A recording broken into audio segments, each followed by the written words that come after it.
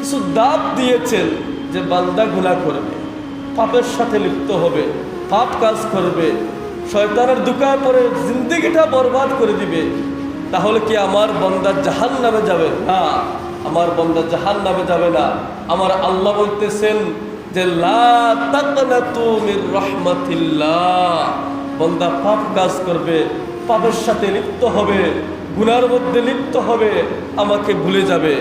আর যেই সময় আমাকে ভুলে গিয়ে তার স্মরণে একটি কথা আসবে যে আমার আল্লাহ একজন রয়েছেন, যিনি আমাকে সৃষ্টি করেছেন, যিনি আমাকে সুন্দর দেহর অধিকারী করেছেন, যিনি আমাকে খানার ব্যবস্থা করে দেন, যিনি আমাকে সুন্দর পোশাক পরিধান করার ব্যবস্থা করে দেন, তিনি হচ্ছেন আমার আল্লাহ।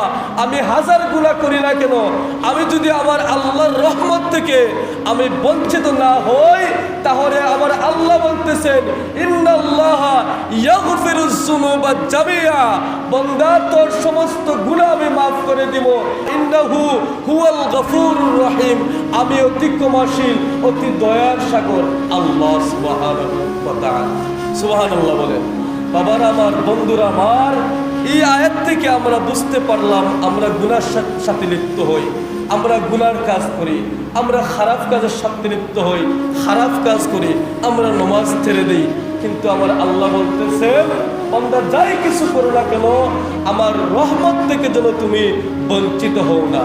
যদি আমার রহমত থেকে বঞ্চিত না হও, তাহলে আমি আল্লাহ সুবহানাহু ওয়া তাআলা তোমাকে অবশ্যই অবশ্যই মাফ করে দেব। আরেকটি বিষয় রয়েছে, ইন্না শিরকা লাযুলমুন আযীম, যদি বান্দা শিরক না করে, যদি বান্দা শিরক না করে। শিরক কি?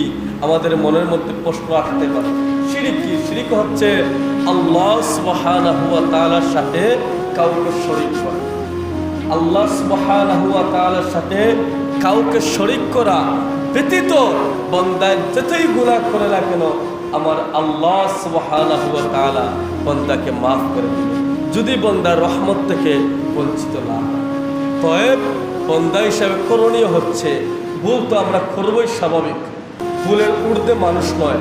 আল আম্বিয়া মাসুমুন, আম্বিয়া কেরামরা মাসুম, মানুষরা গুনাহ করবে, গুনাহগার হবে, কিন্তু রহমত থেকে যেন বঞ্চিত হয় না।